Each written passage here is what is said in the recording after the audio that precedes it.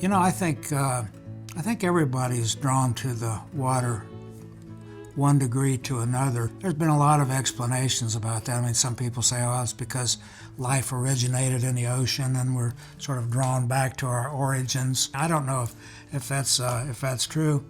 I do know that being around the water gives me a different feeling than being on land. There's a dynamics to it. There's a whole range of passions, I guess you might say, that are evoked by being by the water. I do a lot of traveling and I have a lot of responsibilities in that regard, but if I never had to leave the lake, I'd be perfectly happy. I think everybody loves it to one degree or another, and there's no need to, overanalyze it or overstate it or anything. It's just a beautiful place, and it's got, character, and it evokes a lot of emotions and everything, and we just love it, whether we realize why we love it or not. It doesn't matter. But it's something that we've done from the very beginning because of the fact that we love it so much, and we recognize how much other people love it. As far as the seasonal things, we do everything from Santa Clauses, angels, snowmen, and all that kind of stuff. If somebody said, okay, what's your favorite subject to work on?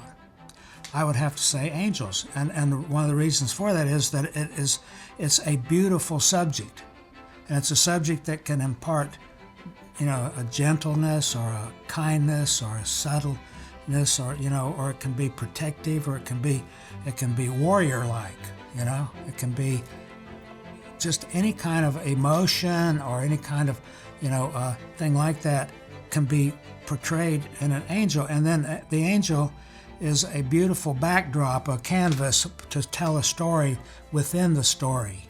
When I first started doing angels many years ago, really all you'd ever see depicted as an angel is something so mild, light blues and white, and to me that just is not the characteristic of an angel. Angel is strength, I mean, they're at the hand of God. There are messengers, there are protectors, there are all sorts of things like that. And so to me, they deserve color.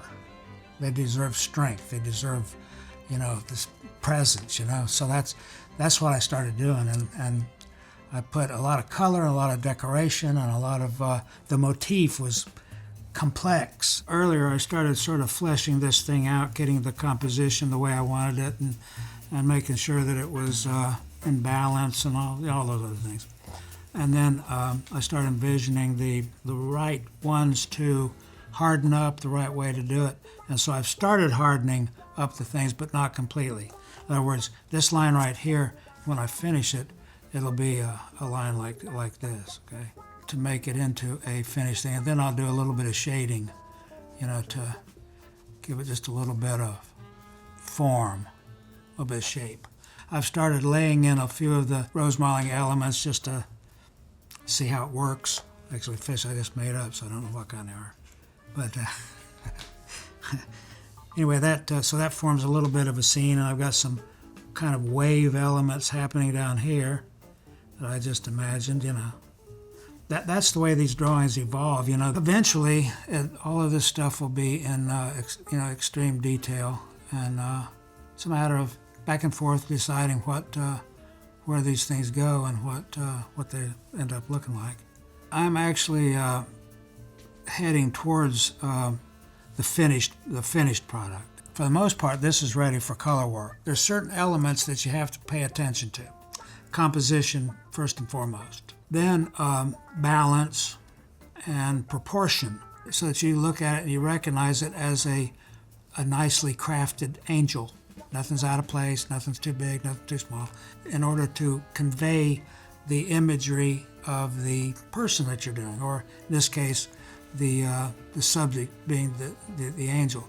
Typically, I do more than is required because this drawing serves a purpose to communicate and also have our color work so that people look at it and everybody knows what the finished product is going to be. Okay. I thought it would be interesting to carry through with the original sketch and show you how it has progressed since then. The sketch that I started, if you recall, this is the finished sketch that I ended up with. Now, as you can see, originally I had a larger shell thing here. So we fooled around with it a little bit, and we thought it might be interesting to make it sort of like a wreath with the smaller shell in there. And that we actually did then the color work that I told you we would end up doing on it. And this is what the color work looks like on that. And that will be the color master for the piece. As we started developing the actual piece itself, we thought, you know, the detailing in that thing is a little too tight. It doesn't really tell the story exactly the way we want to. So let's go back to the original thing so we can really emphasize the pearl, which is sort of what this whole idea is built around. So that's what we did. So we went through the process of the sketch, the color work, and the next thing would be to do a carving sculpture combination of the actual piece that we can create a cast prototype of, and I'll show you that. So as you can see, this, I'm delighted to say, is our prototype for the piece. Now, we might do a little bit of tweaking to this a little bit because this is not production, it's prototype. But it has all the elements of, you know, the sketch and so forth, as you can see. So that's the process, and it stays fairly tight. And then we translate that design work all the way around the piece so that we have artistic interest all over the place.